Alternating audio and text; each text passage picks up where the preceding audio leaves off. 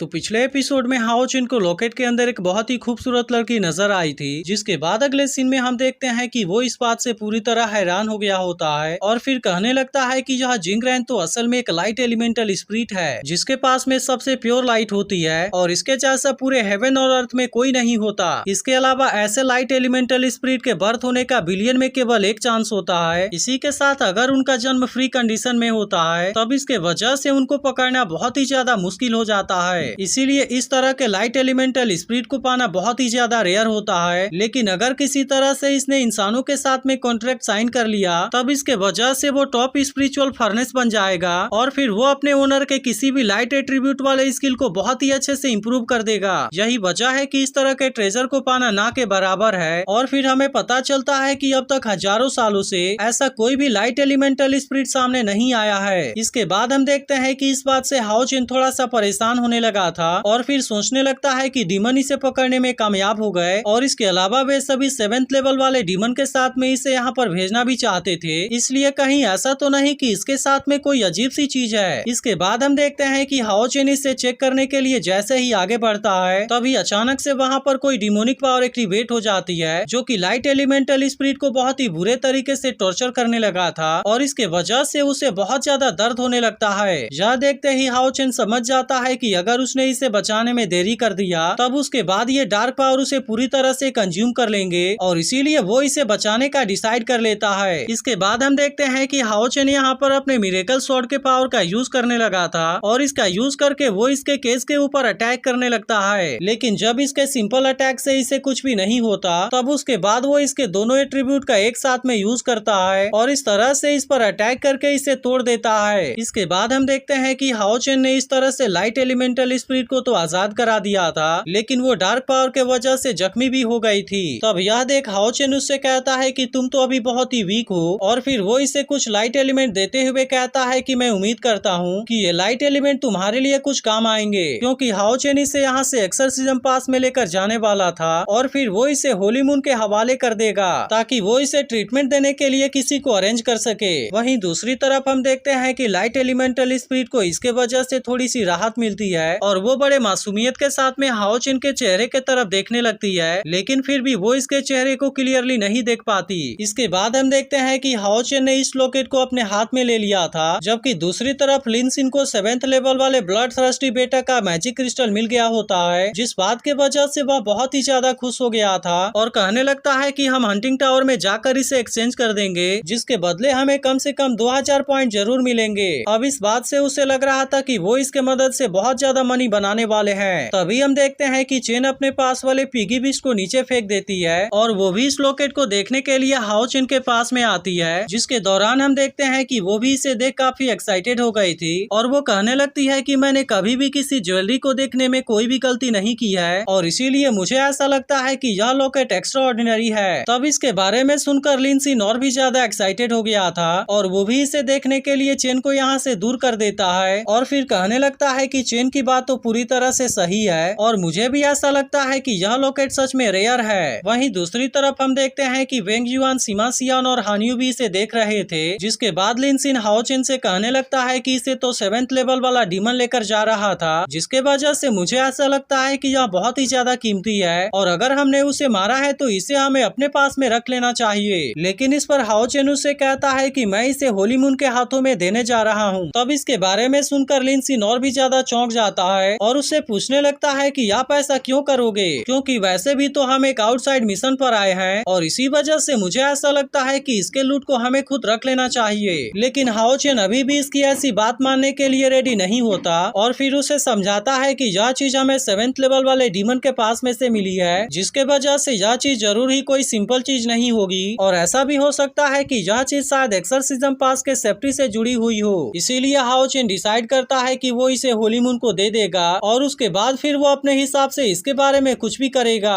वहीं दूसरी तरफ हम देखते हैं कि लिसिन अपने टीम के साथ में सभी डीमंस को मारकर बाहर आ गई थी, जहां पर अब उसके सामने कैप्टन गावा और कमांडर ली भी आ गए थे। तभी लिसिन उनसे कहती है कि इस मिशन में हमारे ग्रुप ने 5th लेवल वाले 18 डीमन को मारा है और इसीलिए मुझे ऐसा लगता है कि हम इसमें नंबर 1 पर जरूर आए होंगे। लेकिन कैप्टन गावा हुआंगी से आखिरी दीवार को हटाने के लिए कहता है, क्योंकि आखिरकार इनका मिशन पूरी तरह से कंप्लीट हो गया था और इसीलिए अब ये सभी लोग यहाँ से जाना चाहते थे। इसके बाद हम देखते हैं कि हुआंगी अपने पावर का यूज करके जैसे ही यहाँ के दीवार को हटाता है तो अभी अचानक से 7th लेवल वाले डीमन की डेड बॉडी इसके ऊपर गिर जाती है। अब इस बात के वजह से हुआंगी बहुत ही ज्यादा डर गया था और फिर वो तुरंत यहाँ से भागकर कैप्टन गामा के पास में आ जाता है। लेकिन इसे देखते ही कैप्टन गामा भी पूरी तरह से हैरान हो गया था और फिर कहता है कि यह तो असल में 7th लेवल वाला ब्लड थ्रस्टी बेटा है। जिस पर लिन सिन उससे कहता है कि हाँ आपने बिल्कुल सही कहा और इसको खुद हमारे टीम के लीडर ने ही मारा है। अब इतनी बात कहने के बाद वो इसके डेड बॉडी को अपने पास में रख लेता है और फिर कहता है कि इसमें हम जरूर ही नंबर 1 पर आएंगे। लेकिन तभी हम देखते हैं कि ली सिन को हाओ चिन के बारे में चिंता होने लगती है और फिर वो उसके पास में आकर उससे पूछती है कि कहीं तुम जख्मी तो नहीं हो गए। तब इस पर हाओ चिन उससे कहता है कि तुम इसके बारे में चिंता ना करो क्योंकि मैं पूरी तरह से सही हूँ। लेकिन तभी कैप्टन गामा इनसे डीमन के सभी फूड सप्लाई को डिस्ट्रॉय कर देने के लिए कहता है, जिसके बाद ये सभी एक साथ में मिलकर इन सारी चीजों को डिस्ट्रॉय कर देते हैं और अब इस तरह से वे सब यहाँ से एक्सोर्सिज्म पास के लिए निकल भी जाते हैं। वहीं दूसरी तरफ हम देखते हैं कि बुल डीमन गॉड अपने दोनों साथियों के ऊपर काफी गुस्सा हो गया था क्योंकि एक्सोर्सिज्म पास वाले इनके रोड मैप को चुराने में कामयाब हो गए और इन्हीं सब बातों के वजह से वो इनके ऊपर काफी गुस्सा हो रहा था। पर तभी दूसरा डीमन गॉड कहता है कि अब इसके बारे में बात करने से कोई भी फायदा नहीं है। जिसके बाद bull demon God flame demon से पूछता है कि अब हमें इसके बारे में क्या करना चाहिए क्योंकि उन्होंने तो हमारे फूड ट्रांसपोर्ट वाले टीम को भी पूरी तरह से बर्बाद कर दिया है, जिसके वजह से अब तो हमारे पास में कोई भी फूड नहीं बचा है और अब ऐसा लगता है कि सभी डीमन भूख से तड़प कर मरने वाले हैं। अब इसी बात से वो एक्सोर्सिज्म पास के ऊपर बहुत ज्यादा गुस्सा हो गया था और इनसे कहता है कि चलो हम उनको भी पूरी तरह से बर्बाद कर दें। तब यह सुनकर फ्लेम डीमन गॉड उससे पूछता है कि क्या तुम्हारे कहने का मतलब है कि हमारे पास में राशन के लिए कोई भी सामान नहीं बचा। जिस पर बुल डीमन गॉड कहता है कि अब तो हमारे पास में एक बाल भी नहीं बचा है और इसके अलावा वे लोग हमारे उस ट्रेजर को भी लेकर चले गए हैं जिसे कि हमने काफी मेहनत के बाद पाया था। तब इसके बारे में सुनकर फ्लेम डीमन गॉड कहता है कि यह तो बहुत ही ज्यादा इंटरेस्टिंग है, लेकिन वे इंसान अपने टेम्पटेशन को नहीं रोक सकते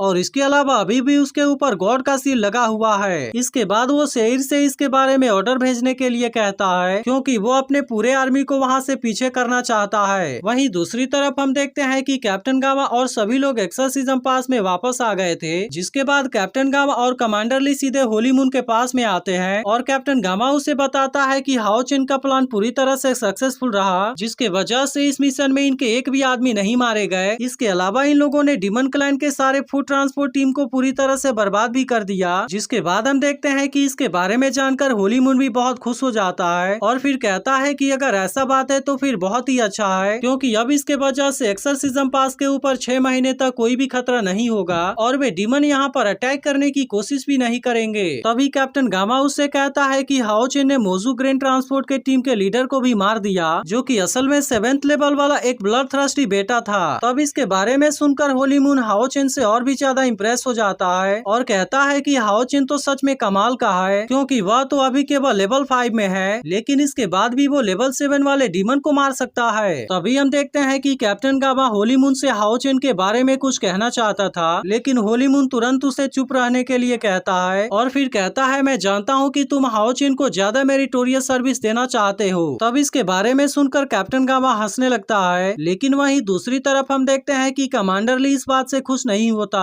तभी कैप्टन गामा होली मून को वह लॉकेट देते हुए कहता है कि यह चीज हाओ चिन को लेवल 7 वाले डीमन के पास में से मिली, लेकिन मेरे पास में टाइम के कमी होने के वजह से मैं इसके अंदर नहीं देख पाया। इसके बाद हम देखते हैं कि होली मून भी इसके बारे में जानने के लिए इसे ओपन करता है और फिर जैसे ही वो लाइट एलिमेंटल स्पिरिट इसके सामने आती है वो इस बात से पूरी तरह हैरान हो जाता है और फिर वो भी कहता है कि जिंगरैन तो लाइट एलिमेंटल स्पिरिट है। तब इसके बारे में सुनकर बाकी लोग भी पूरी तरह से हैरान हो गए थे और कैप्टन गामा कहने लगता है कि यह तो बड़े हैरानी की बात है क्योंकि हजारों सालों से इस तरह का कोई भी स्पिरिचुअल फर्नेस अपीयर नहीं हुआ। लेकिन इसी के साथ साथ वह इस बात से परेशान भी होता है कि आखिरकार ऐसा चीज डीमन के हाथ में कैसे आ गया। तब इस पर होली मून कहता है कि वैसे तो हम इसके बारे में कुछ भी नहीं कह सकते, लेकिन मुझे ऐसा लगता है कि डीमन ने इसे इतने समय से बुरी तरह से टॉर्चर किया है, इसीलिए अगर हमने इसे जल्दी ही कोई ट्रीटमेंट नहीं दिया तब मुझे डर है कि ये लाइट एलिमेंटल स्पिरिट जल्दी ही मर जाएगा। तभी हम देखते हैं कि वो लाइट एलिमेंटल स्पिरिट होश में आ जाती है और वो इनको अपने सामने देख थोड़ी सी डर गई थी और फिर खुद को बचाने के लिए एक जगह से दूसरे जगह के तरफ भागने लगती है। तब यह देख होली मून उससे कहता है मैं जानता हूँ कि तुम फ्रीडम चाहते चाहती हो, और इसके अलावा मैं जबरदस्ती तुम्हें किसी का स्पिरिचुअल फर्नेस भी नहीं बनाना चाहता, लेकिन अब मैं तुम्हें हील करने में मदद जरूर कर सकता हूँ। इसीलिए वो उससे पूछता है कि क्या तुम इंसानों को अपने साथ में बॉन्ड बनाने का एक चांस दोगी। जिसके बाद हम देखते हैं कि लाइट एलिमेंटल स्पिरिट इसके लिए मान जाती है। अब इसका अगला पार्ट भी कुछ देर में अपलोड हो जाएगा, लेकिन अगर आप इसके अगले पार्ट के लिए एक्साइटेड हो तो कमेंट करके जरूर बताना।